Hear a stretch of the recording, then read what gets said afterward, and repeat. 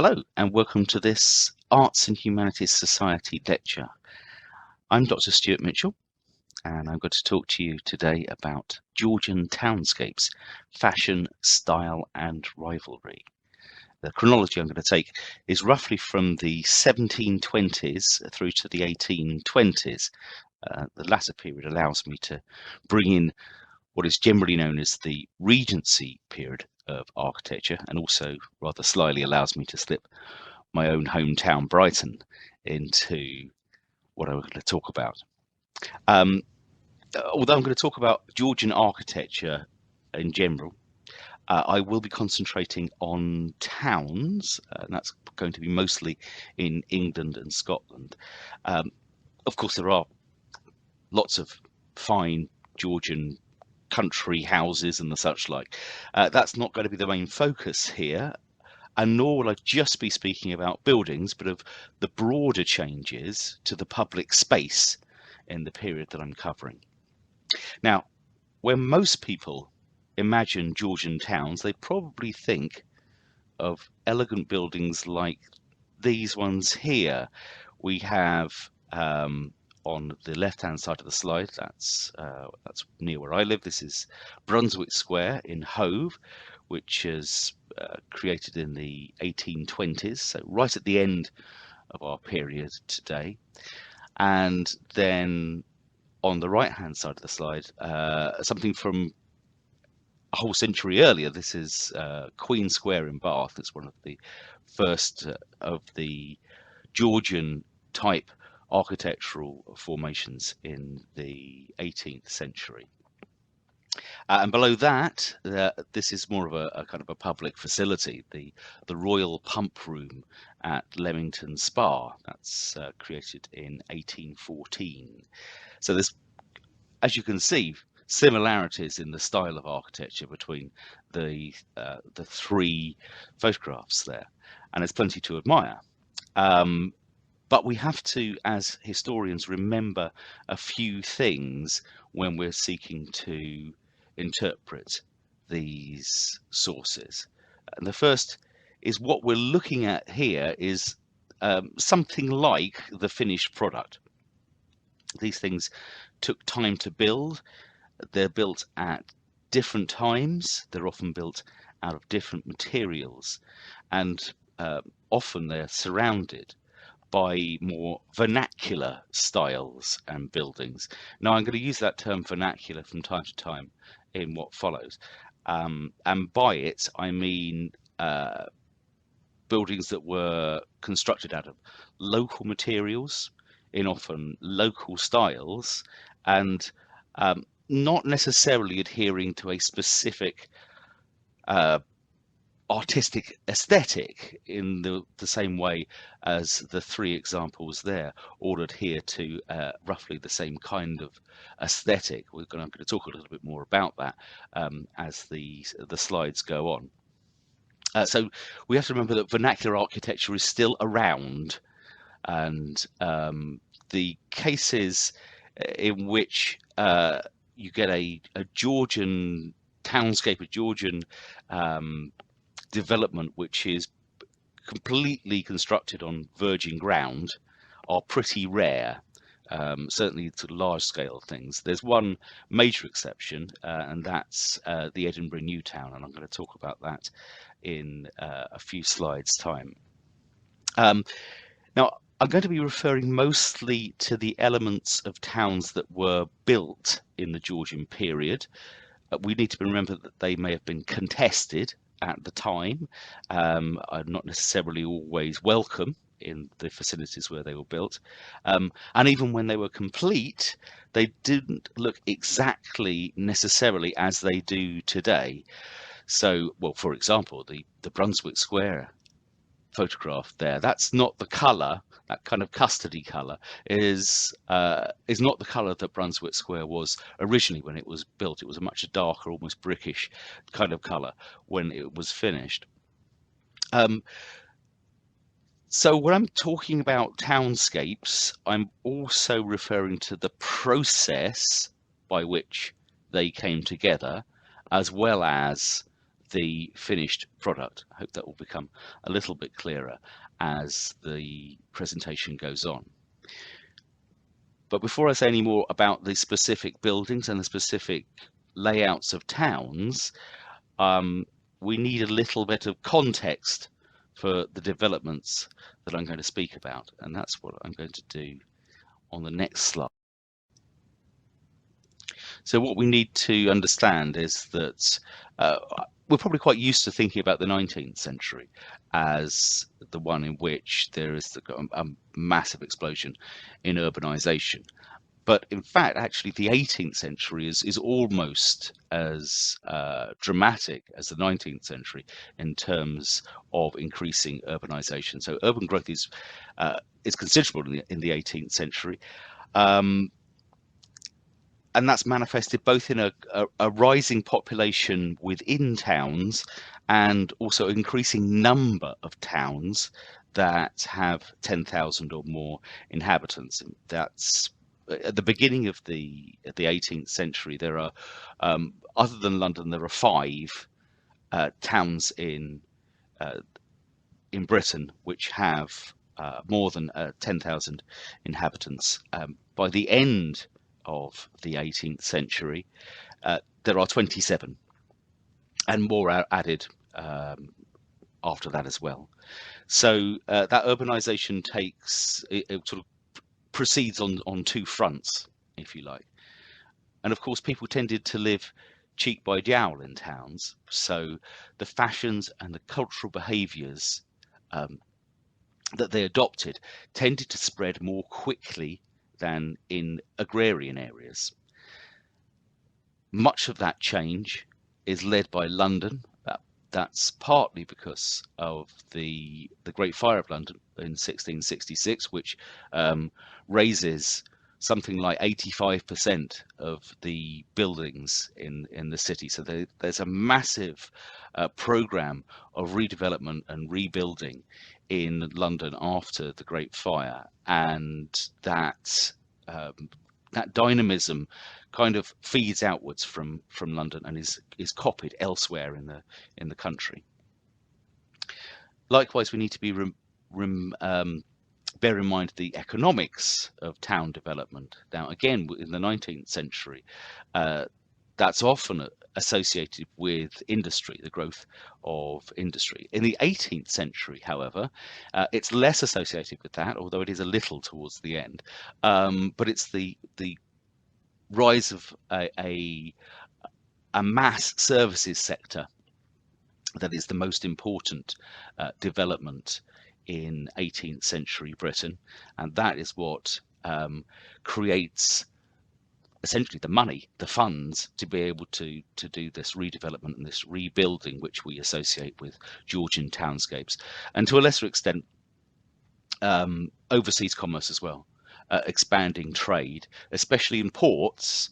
That's Bristol and Liverpool and Southampton and that sort of thing. That rising tide of commerce also provides a lot of the money and the impetus for the refashioning of towns.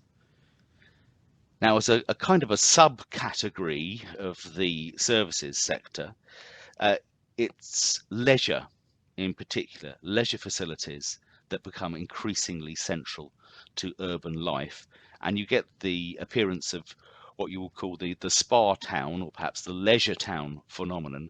That is a town that is essentially constructed or expanded to afford a leisure experience to its patrons, to the extent that in the first half of the 18th century, you see the creation of 34 new spa towns in England alone, and more still in Wales and Scotland and Ireland as well.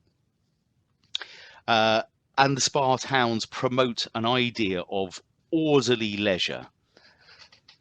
And that orderliness is important. And again, it's one of the several ideas which kind of inform the development of Georgian towns, the way they look and the way they feel to their inhabitants and to their visitors. I'll come back to that later. Urban culture is likewise increasingly that of the literate and well-informed, and that's partly because of the explosion in print, in publishing. The this tends to, or it seems to originate round about the 1690s. Um, what happens in the 1690s is there's the lapsing of what is called the licensing order. So that's the licensing of printed material, which was essentially a form of state censorship. That's gone by the beginning of the 18th century, and you get, in consequence, or at least in partly in consequence, an explosion, a mushrooming of the number of different types of publications that are available for people to buy. There's also a greater kind of politicization of urban life and spaces.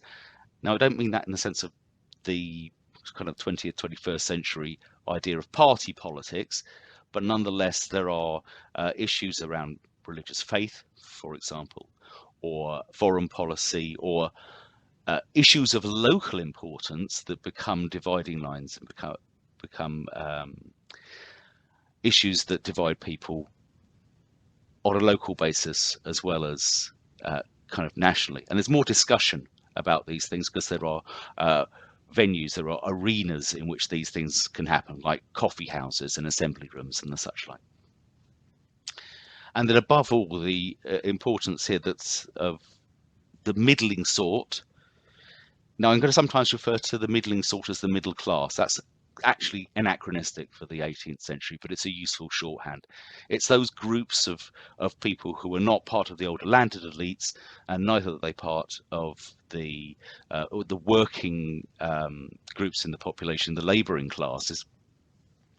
But their number increases quite dramatically during the 18th century, and they are driving an idea of the polite society. And that idea of politeness, which has a number of different facets, which I'm going to explain on the later slides, has an enormous impact in the way that Georgian towns start to look, and the types of buildings that are constructed, and the type of infrastructure as well that is being built. So I'm going to go on and explain why those two things in tandem are so important on this slide here. Polite society and the middling sort. Here we've got two quotes from two of the most important historians of 18th century urban development, Peter Borsay at the top there, Lawrence Klein beneath him. And in the first quote there, Borsay is explaining why there is this rise in what we call the middling sort, which becomes the middle class over time, although that term isn't used in the 18th century. And one of the reasons why there is this emergence of this middling sort is that they are grow on the back of expanding state with need for the types of services provided by lawyers, attorneys, doctors, surgeons. He mentions there, and a rise in the numbers of civil servants as well that are needed to administer overseas entanglements, the French wars that he mentions there under William III. So this is why their numbers are increasing, and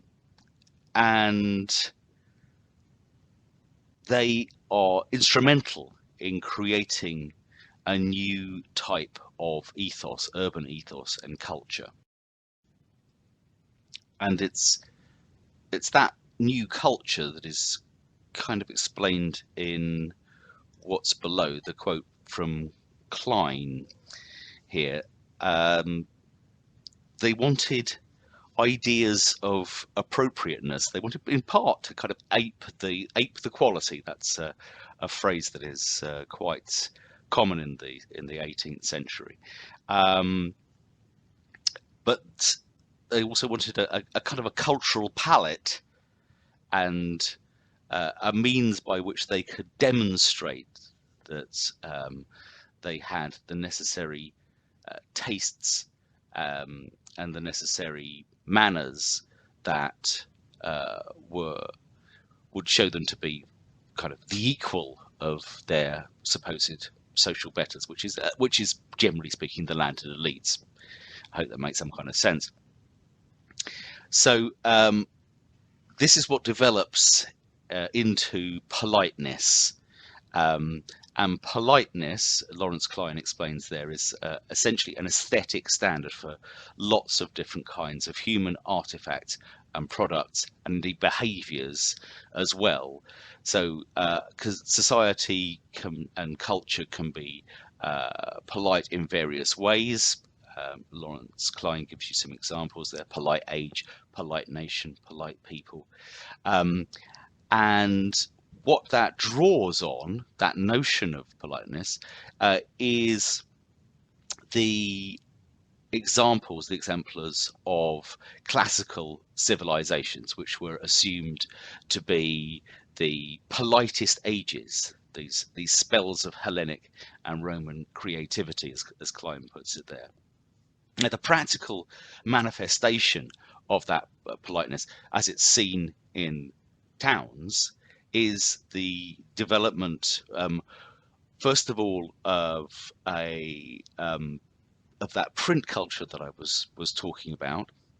So the widely circulating journals and newspapers which reinforce those ideas of politeness, and also in physical terms, how streets and buildings and the layout of towns, how that actually looks in practice as well.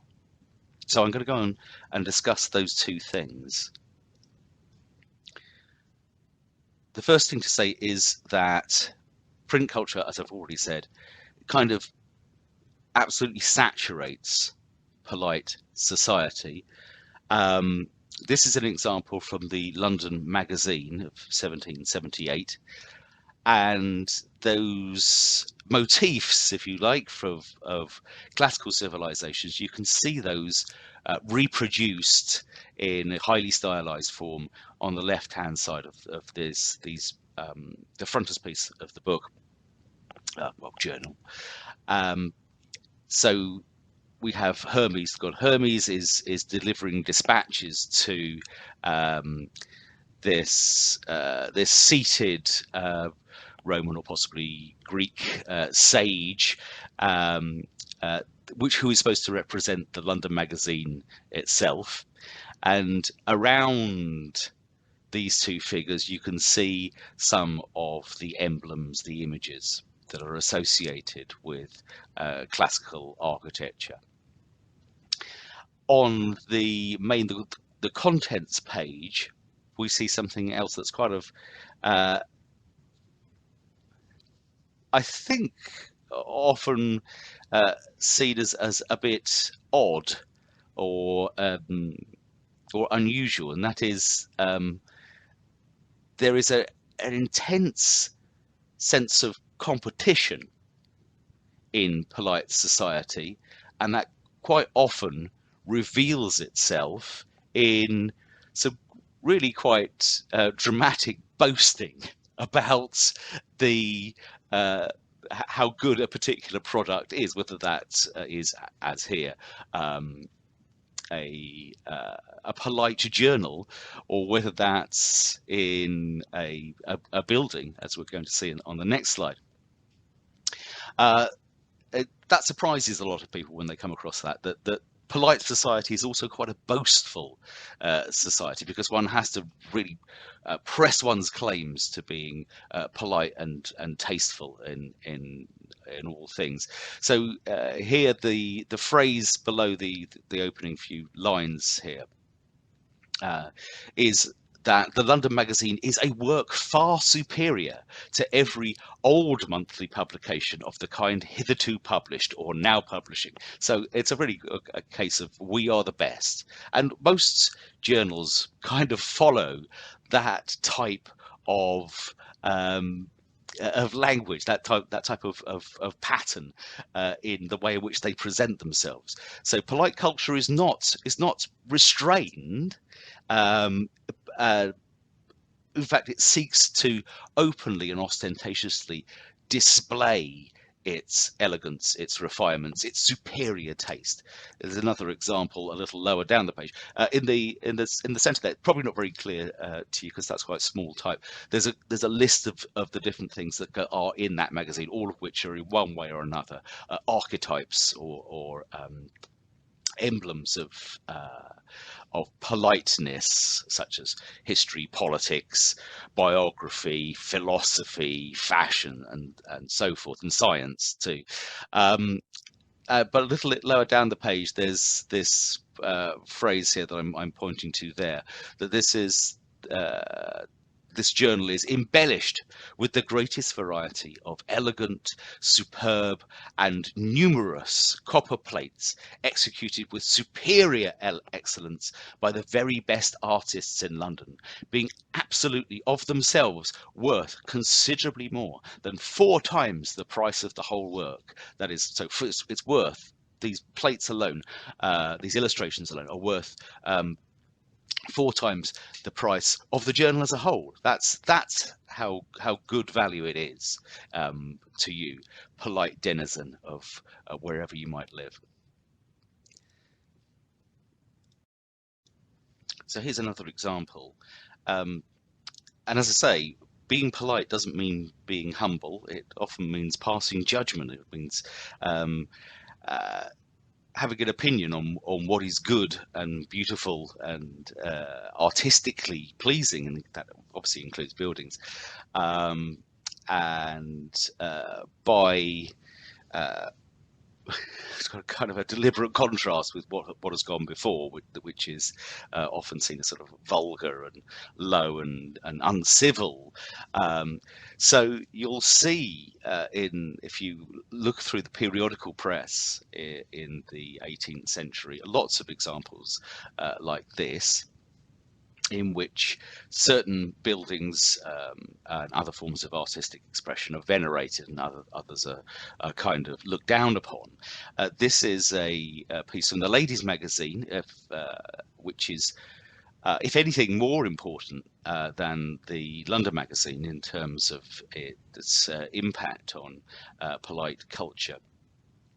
Published in the late 18th century and on into the 19th, covering most of the latter part of the period that I'm talking about here. This is from 1792, and it's a description with an accompanying plate of the Parliament House in Dublin.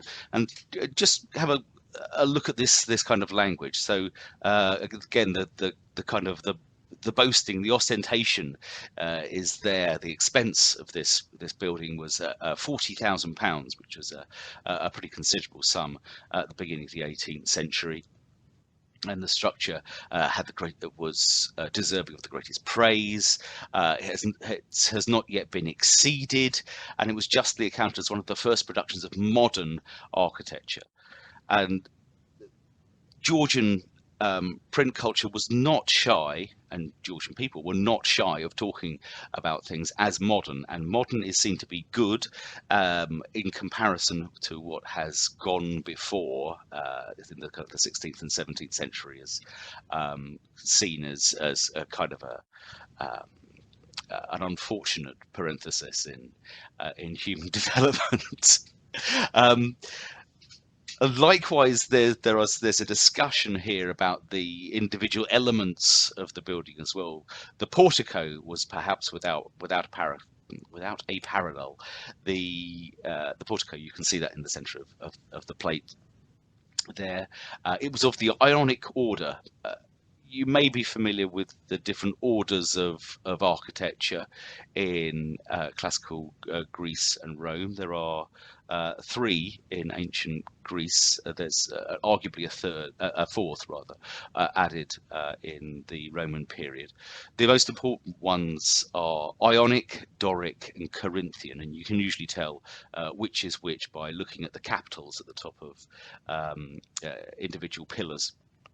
So this is of the Ionic order there, and that's a good thing, tick. It is finished with a balustrade with proper figures thereon, and it would have done honour to ancient Rome in the Augustan age. So again, this harking back, this reference to the polite ages of classical civilization. You can see there's a quote there from Gilbert Stettler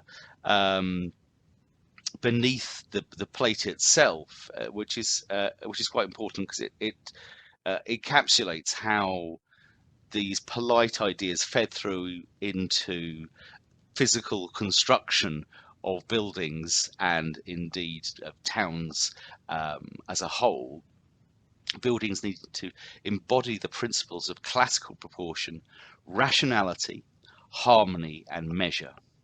And within this classicism was a close relationship between notions of what was beautiful aesthetically and what was good in terms of the organization of society.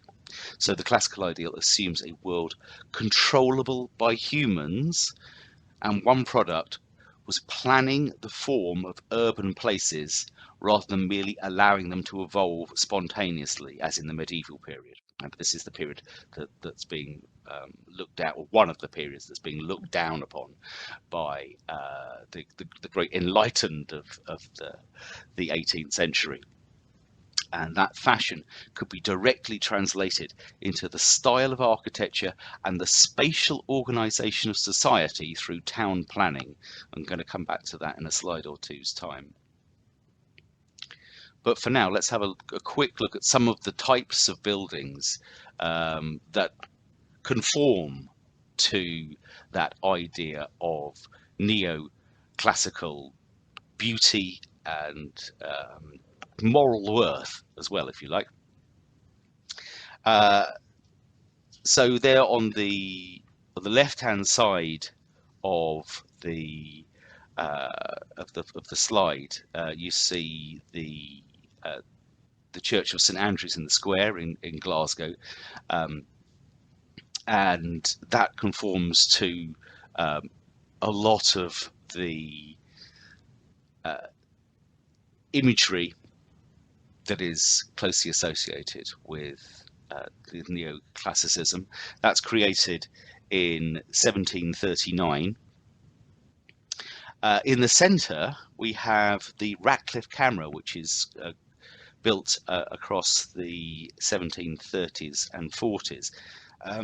It's now part of the Bodleian Library, probably the most important Neo-Palladian building in Oxford. When I say Neo-Palladian, that's kind of a synonym for neoclassicist. It's after the architect Palladio. And this is, as I say, it's built in the 1730s and 40s, and it's constructed to hold the science library of the university. So not only is it striking as a piece of architecture, it's a building that fits very neatly with the ideas of the polite urban environment that I've just been discussing.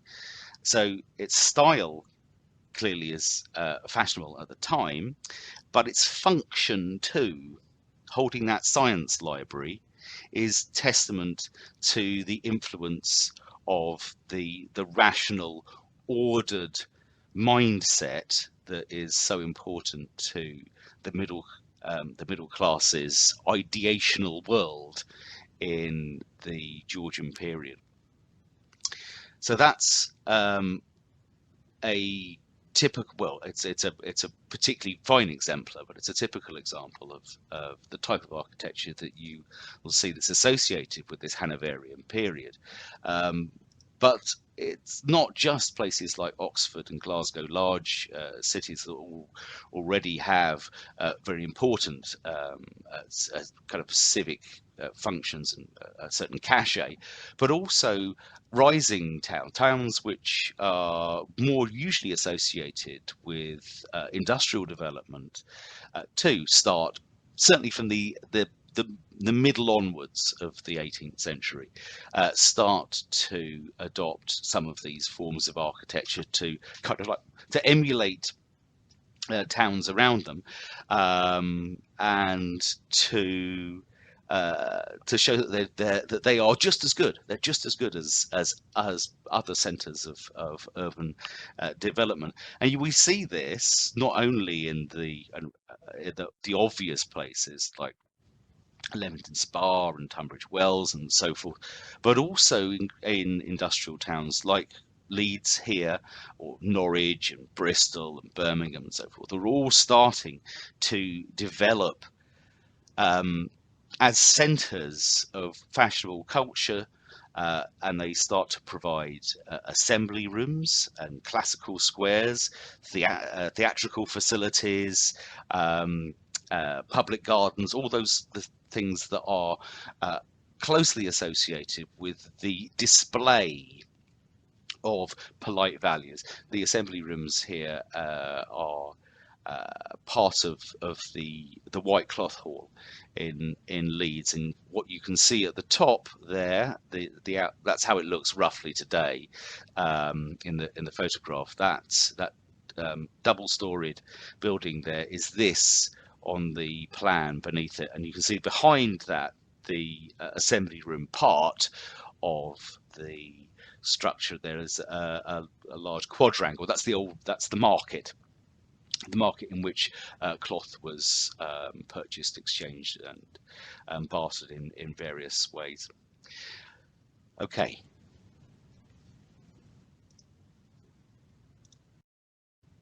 Oh, just before we move on, I should point out, you'll see here the kind of the preponderance of stone in the construction of these buildings. A lot of that is a consequence not simply of the fashionable trend towards classicism, and of course stonework lends itself more naturally towards the types of styles preferred in classical architecture, but it's also a practical, almost a health and safety thing, because after the Great Fire of London, which destroys something in the region of 13,000 houses and 87 churches in London, there's a move away from traditional building materials. So in London at the time of the fire, buildings were, on the whole, they were timber framed, and they were often thatched rather than tiled for their roofing. And clearly wood and straw burn a lot more easily than stone and brick and tiles. So in the period after the fire, not only is London reconstructing itself at quite a manic pace, but also the styles that are adopted there, which are then kind of mimicked and adopted by towns in the provinces, have a much greater preponderance of non-flammable materials there. So stone and brick and tile and so forth they're in where older building materials are very definitely out post 1666, and you'll see that throughout the 18th century. Moreover, it also lends itself to a different type of layout of towns. The roads are made on the whole a lot wider and a lot broader. There's more space between buildings on the whole in London as it's being reconstructed. And again, those are kind of safety measures. And they just also happen to be kind of more elegant and more pleasing to the eye, at least to the Georgians. And so they tend to be adopted elsewhere. And we'll see a very practical example of that in a slide or two's time.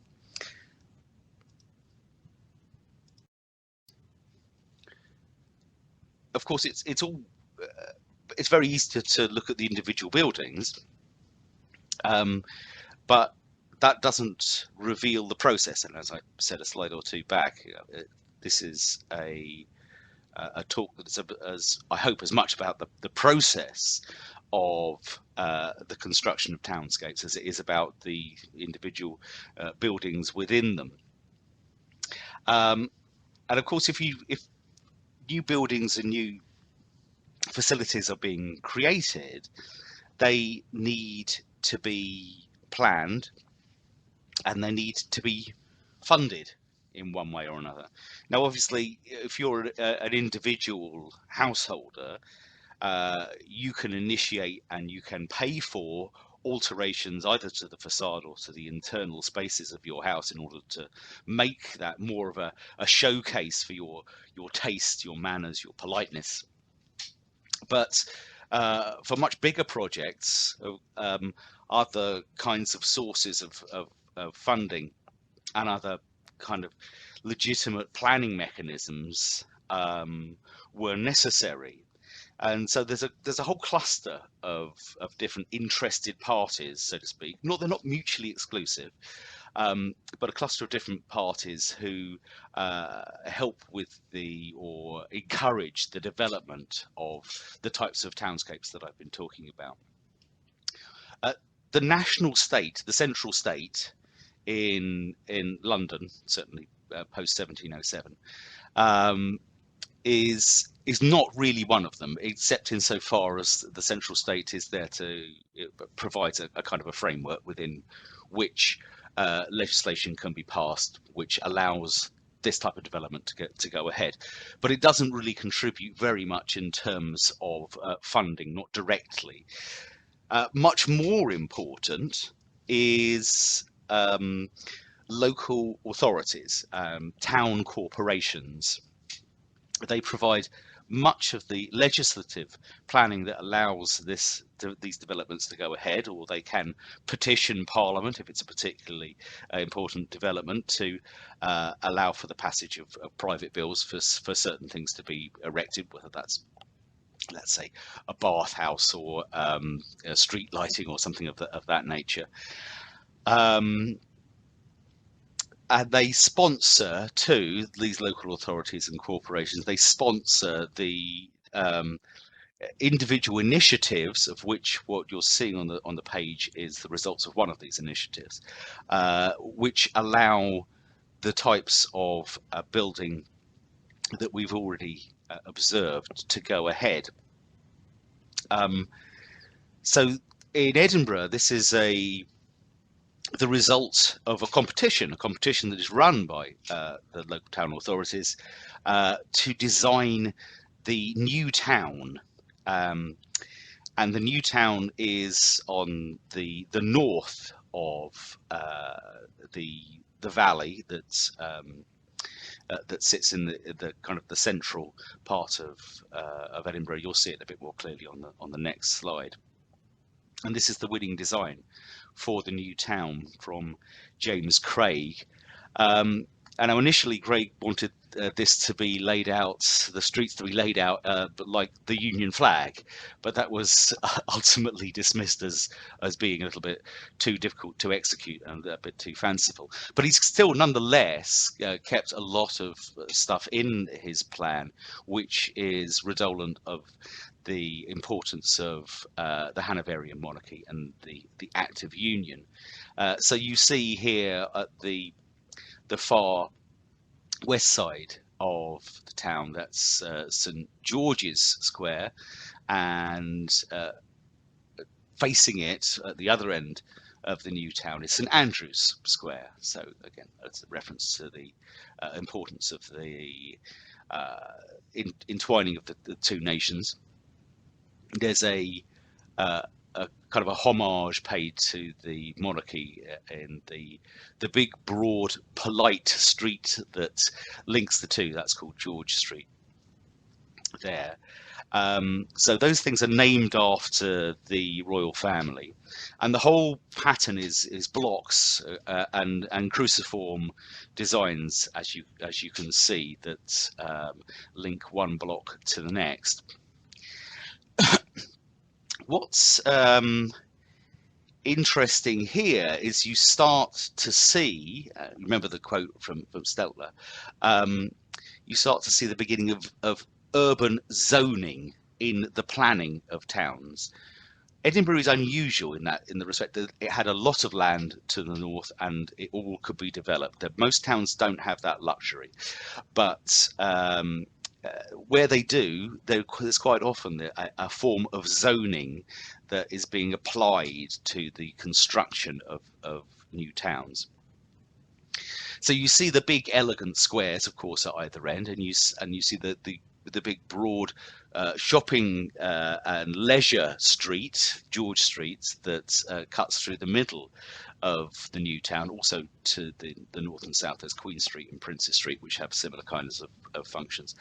And that's where the polite, the old elites, the old landed elites, and the relatively new rising middle class elites, that's where they would be seen. That was their arena of display, if you like. But there are also rather cunningly running between the blocks, and these are long, very narrow streets which cut through the centre of each block. To the north, that's Thistle Street. To the south, that's Rose Street. Again, references to the civic bond between Scotland and England.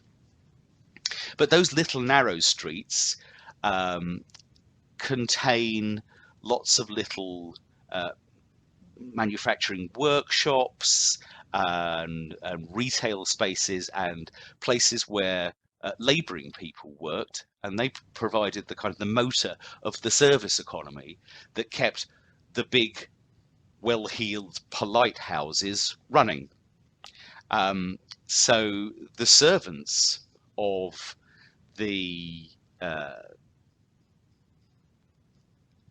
quality who had inhabited the houses in the larger, more elegant streets often lived in these two narrow streets at the back there, and that's also where they would have gone to do their shopping, the shopping that keeps the domestic household running.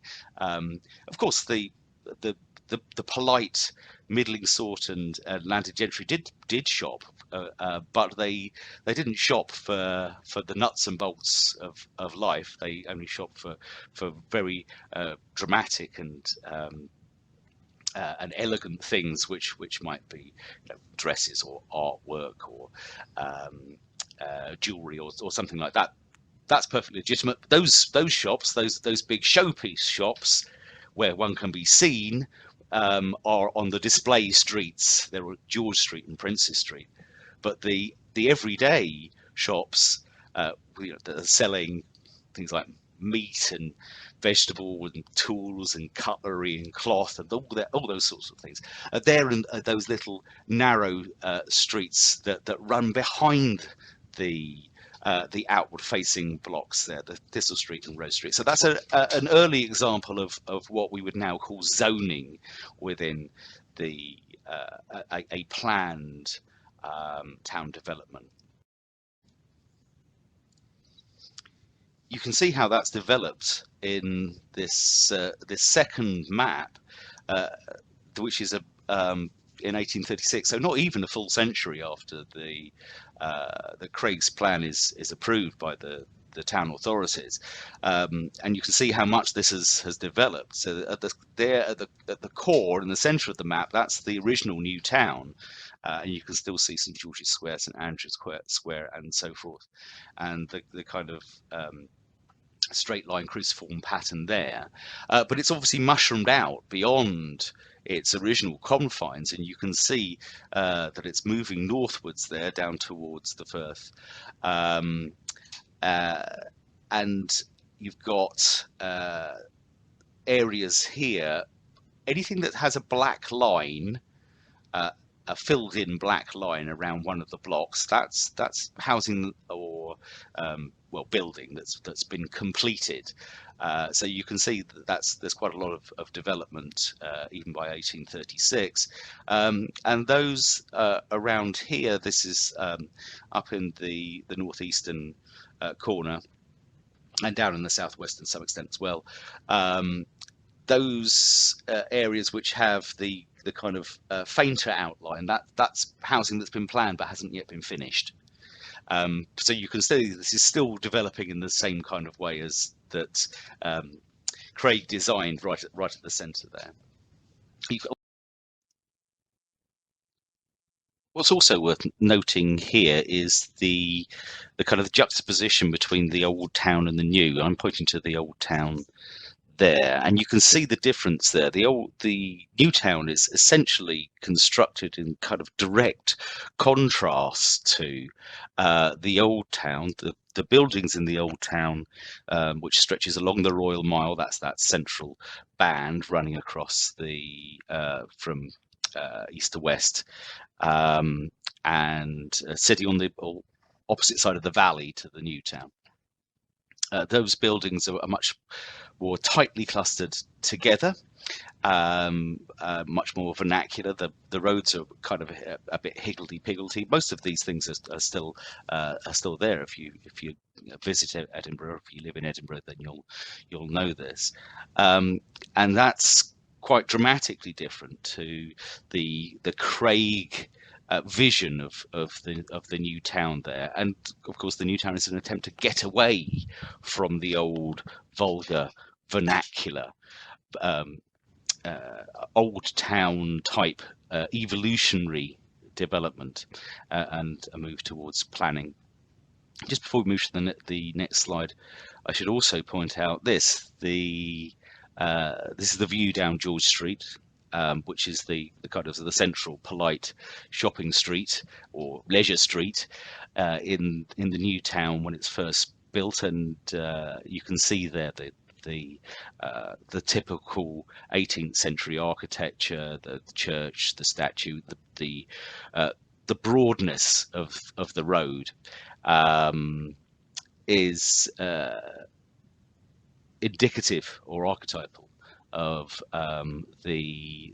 what a new Georgian town looked like. Okay.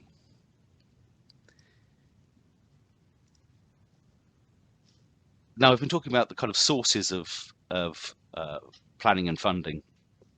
Another thing that's important is voluntary associations.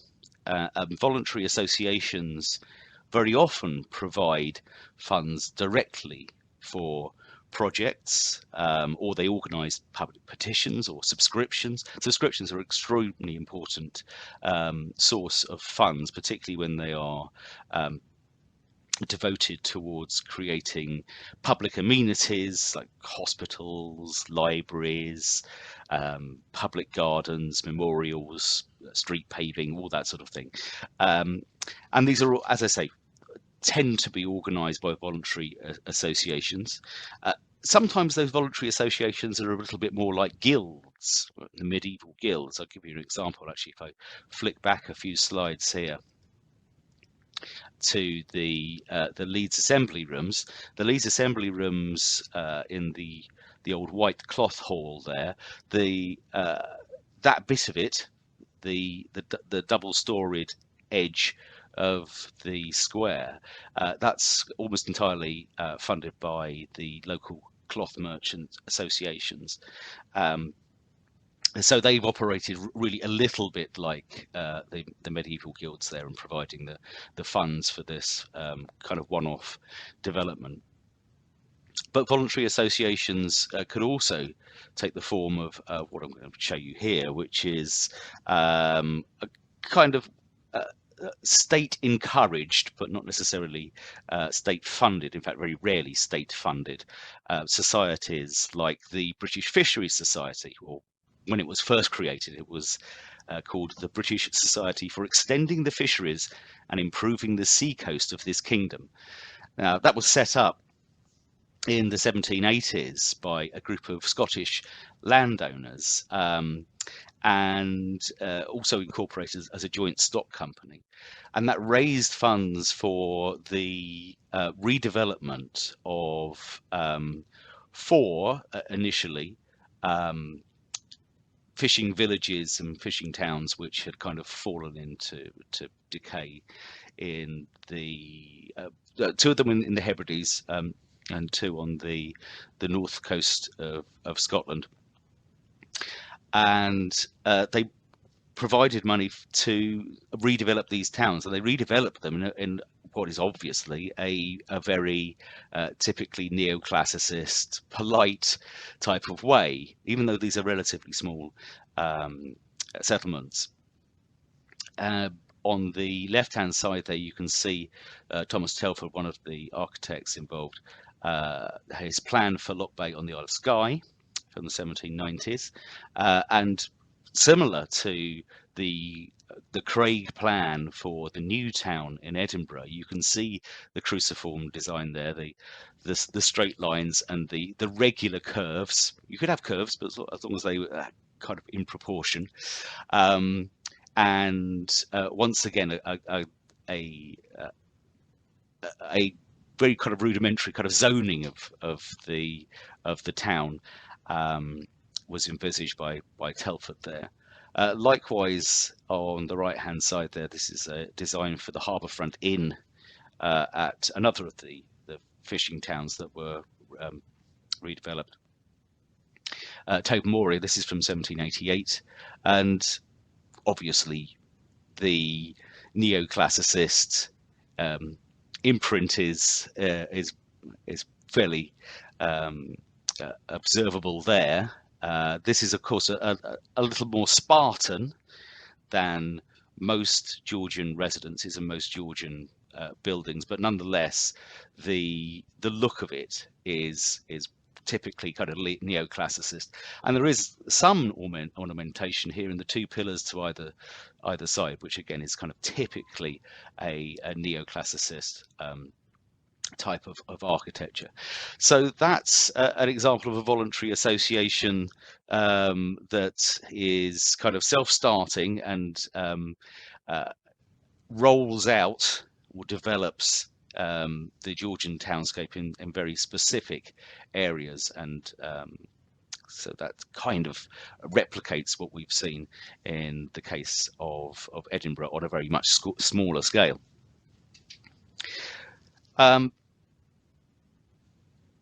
There are another couple of sources of funding. So here we can see two pictures, a print of Brunswick Square, which we saw on one of the very first slides from when it was first constructed in the 1830s. And we also have an aerial photograph of Georgian Bath. These are developments that are essentially driven by entrepreneurs and architects. The prestige of living in new purpose-built housing, so there's these kind of great squares and crescents and so forth, meant that to build them in towns which hitherto hadn't acquired them was actually quite a profitable undertaking, and they often incorporated leisure facilities within them as well. So you get bathing houses, let's say, or theatres or markets and the such like. And the impetus for this comes from individual architects and entrepreneurs who see an opportunity and engage in speculative building, so to speak, to erect these developments. And they raise money for that, partly through issuing shares in a particular enterprise, and especially from people who buy the houses before they're constructed, or at least before they're finished, Nowadays we call this buying off plan, but this is exactly the same kind of concept in the 18th century. So in Brunswick Square, that's created, almost entirely designed and created by an architect called Charles Busby, and Georgian Bath, or at least most of Georgian Bath, is created by a father and son team, so to speak. John Wood the elder and John Wood the younger, and the the older of the two. Where the orange dot is, that's where Queen Square is, down there. That's what we saw on the second slide. And from that point, which is one of the first Georgian developments, there's a kind of movement outwards from that core to develop the other kind of quite famous parts of Georgian Bath. So that's the circus there, and that's the Royal Crescent. And these are designed and sold really as speculative building projects by John Wood the elder, and then later his son. You can also see, I'm sure, the similarity there between the layout, which is, you know, typically ordered and harmonious and neoclassical in inspiration, and what we saw earlier with Edinburgh and even the fishing villages as well. Likewise, the Brunswick Square has a similar kind of pattern here, and you can see the zoning as well. This is the large elegant square where most of the residences are, and this is what fronts the development, and it's what abuts the promenade, you can see below it. But behind the magnificent square, in these two little enclaves either side, which is kind of tucked away behind the showpiece frontage, are all the smaller streets in which the servants of the landed and rich middling groups lived. And likewise, that's where you get things like stabling. There's a market in those back streets, and various other kinds of mechanics, of which allow the central area to be maintained as this kind of showcase for the well-heeled. Okay, now there's one further form of funding which is quite often overlooked, and that's a much older type of patronage, which is given by the traditional elites, landed elites, aristocracy, even the crown from time to time.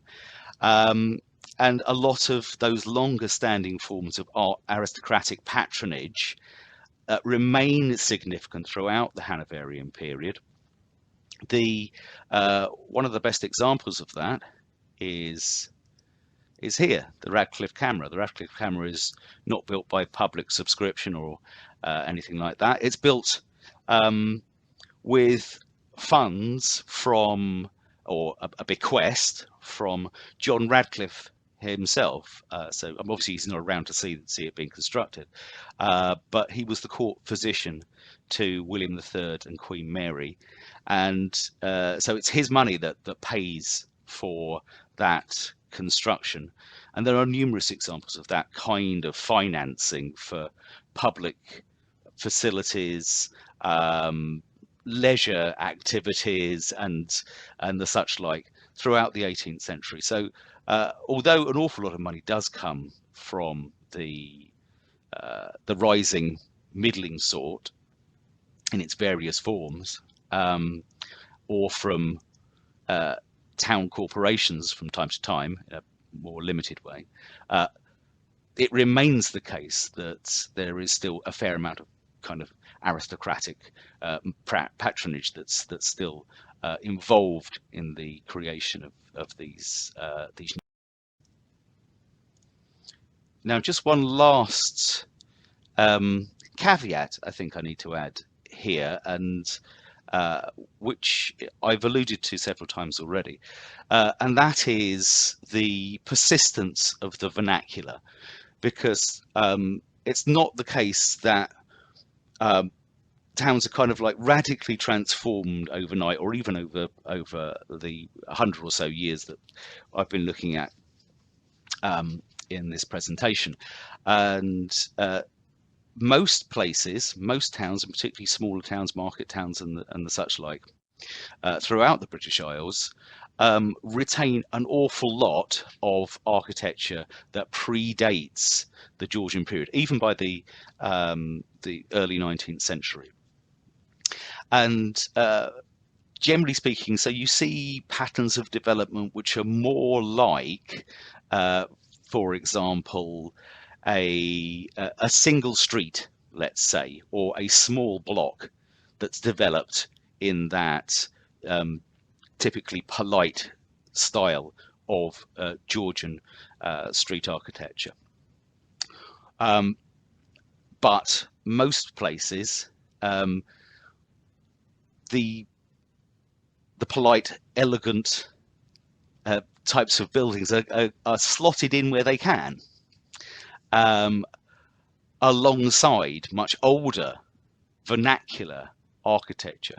I'll give you these two examples from, this is a town where I spent most of my childhood, which is in Berkshire. And you can see on the left-hand picture there, the rather elegant Georgian building which housed a bank. Again, so that's another example of the services sector. And then going off from that into the distance, most of that property is Georgian or Victorian.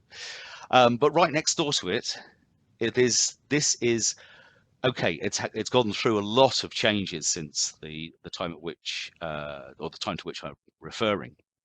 But that's a 16th century construction, and you can see it looks quite different, to, even with the alterations, to what surrounds it, and that is still there in the when this photograph is taken, which is I think in the early 1960s. It's gone now. It's been replaced by some ghastly 1980s carbuncle, but it sits alongside. So the Georgian architecture doesn't necessarily replace what's there already. It doesn't replace the vernacular, but it's kind of like fitted in where it can around it. Likewise, in the picture on the right-hand side of the slide there, you can see very obviously there's that lovely elegant Georgian townhouse right at the bottom of the street. So that's very clearly an 18th century construction. Likewise, these houses here are Georgian, but right next door to it there's this, which I think nowadays we'd say, well, lovely, well-preserved Tudor building, which it is a lovely, well-preserved Tudor building. But that's at the time, this is probably likely to have been quite dilapidated and tumbling down, and it's only kind of like years of restoration that make it look as appealing as it does now. At the time, it's more likely to have been seen as a kind of an eyesore, a bit of an impediment. Again, this is early 16th century, the building there. So that coexists alongside the Georgian architecture. So it's not really the case. Your Brunswick towns and Edinburgh New Towns and all those sort of things, where essentially the whole of a previous set of development either doesn't exist or is cleared away, and everything is essentially brand new and quote unquote modern. That's quite a rarity to see those types of developments. Instead, what you generally get is this kind of patchwork effect in which Georgian building is alongside, juxtaposed or slotted in amongst older kind of vernacular styles of architecture. Now, I've talked about the importance of London kind of leading the way in some of these developments, but towns, especially as the 18th century goes on, are not just mimicking London, but they're also seeking to emulate and indeed outdo one another. Historians are a bit divided on whether that was essentially a competitive spirit or a cooperative one, but we've seen the examples of the kind of the boasting in the London magazine, Ladies magazine, which suggests to me that there is a certain acidness about the about some of this interaction between towns. Now. That rivalry spills over into a culture of urban improvement, which becomes incredibly competitive. One of the things it's manifested in is travelogues. Travelogues and travel writing becomes incredibly popular in the 18th century. It tends to be published either as books or as articles in the kind of polite periodical press that I showed you earlier on. And increasingly, what town authorities fear the most is a bad review in one kind or another. If your town is pointed out by a travel writer to be in some way kind of uncivil or vulgar or vernacular or parochial, then that's considered to be a very bad thing because you're constantly in competition with one another. So you get a kind of a glut of guides and accounts and descriptions of provincial towns, certainly from kind of the third or fourth decade of the 18th century onwards, in which there is this kind of unspoken, between the lines reading of the writing itself, in which different towns are trying to show off their best parts and downplay their less salubrious features. That's a very early example there in the centre from Daniel Defoe.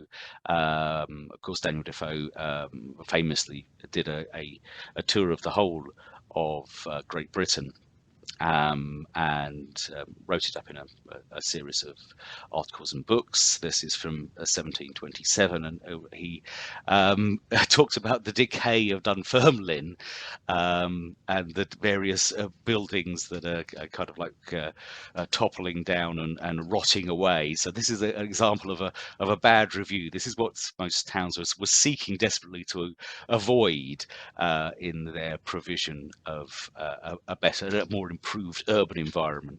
And the kind of solution to that was to move towards something that approximated that more rational, ordered, aesthetically pleasing neoclassicist town planning that we've seen on the previous slides. Now, generally speaking, the competition and emulation reveals itself in a variety of ways, and kind of spurs on the urban reconfigurations.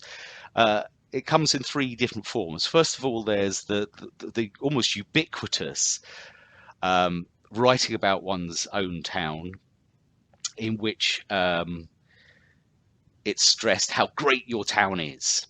And you've got an example of that from the Scots magazine there in 1769, the opening of the Theatre Royal in Edinburgh, part of the new town development. It may, with justice, be said to be one of the neatest and most elegant theatres in Europe. Mr. Ross has given us the most superbly modern building in the kingdom, which does honour to the country and to his talents. It was opened with the following prologue. The prologue itself, the article goes on to actually quote the prologue at quite some length, and it's full of the kind of overblown imagery of the great sort of Greek and Roman civilizations.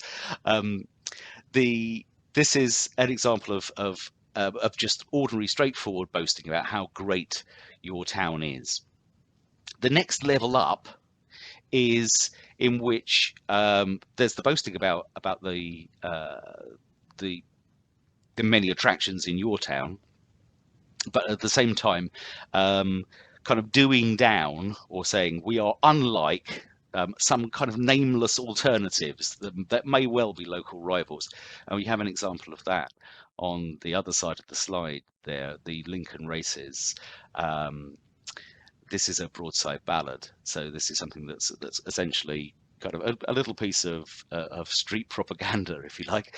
Come nobles and heroes and bucks of the turf, we've had of the dull, smoky town quite enough. The dull, smoky town, of course, is not named here. It could be one of a number of towns in the Lincolnshire vicinity. Or even Nottinghamshire, perhaps. So again, the town, the rivals are not named there, but nonetheless there is a clear distinction drawn, a contrast between Lincoln's marvellous racecourse and its the attractions thereof, against the old uncouth, dull, smoky town. And finally, you get, which is the rarest, but nonetheless it does exist, is where your rivals are named in the kind of print output that's generated. And this is an example in the bottom corner of the slide there from another street ballad. This is Birmingham Lads by John Freeth, a local poet. Lines written to celebrate the Birmingham Canal's opening. And here the target, the rival, is very obviously named, which is Stratford upon Avon. Stratford upon Avon. Mulberry Treasure is a bit unusual. I had to dig around a little to find out what that meant. And it almost certainly refers to the inaugural Shakespeare Festival, which had been initiated by David Garrick, the great kind of actor manager of the mid 18th century, the previous year. Now, in the next line down, it talks of such treasure for once may cause jubilee joys. What that means is essentially it's ephemeral, it's a one-off, whereas day after day, riches spring daily from Birmingham toys. We have something here that is good and permanent and a cause for celebration. Birmingham, of course, was quite famous for its toy manufacturing in the 18th and the 19th century. So this is a reference to one of Birmingham's principal industries there. So you can see there that this is kind of like a multi-layered phenomenon, in which boasting is very common. Boasting about one's town is very common, occasionally with reference to unnamed adversaries, and rarer still, but still from time to time it occurs where a specific local rival is kind of attacked in some way, often in a kind of jocular fashion, but nonetheless the rivalry between different towns is very much real. And so we move to a kind of summary of what I've been talking about. There's more details about the Arts and Humanities Society there on that link at the bottom if you want to check out some of their stuff. Lots of events ongoing, and recordings of previous events like this one also available in their YouTube channel. We now know I hope, that these Georgian townscapes are deeply connected to ideas of politeness. They were stimulated by the growth in print culture, um, periodical press, newspapers, street literature, and so forth, and also travel. A more mobile society creates this flow of information about politeness and about um, the correct form of building and town planning. Um, and that's carried by the middling sort, this growing middle class, if you like. They have rising incomes, and some of that income is diverted into funds for town improvements, and not just buildings, as we've said, but also kind of leisure facilities, um, uh, theatrical events, um, street lighting, parks, memorials, all that kind of thing. And uh, the motifs of that town planning and construction are taste, elegance, rationality, and improvement. Those are the kinds of words that you see kind of almost metronomically repeated in the printed output of the day. But it's very important that not only that one has taste, elegance, and is rational, but also that one displays it. So I've said several times that Georgian polite society is boastful, and it's boastful in a way that is very closely linked to one's social status, improving one's social status. Uh, It's also reflected in the ideas of town planning and zoning, which you simply don't get in the more evolutionary town development of previous centuries.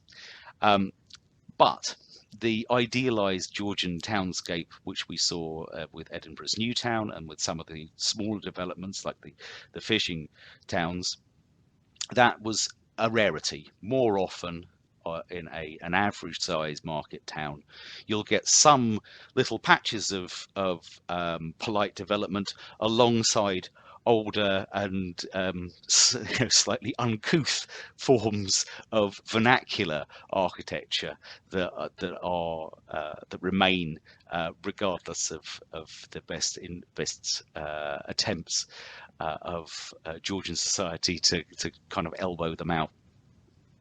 And it's also driven by imitation of London and imitation of one another, and competition to show which town has the best taste, is the most elegant, has the most commodious facilities for visitors and residents.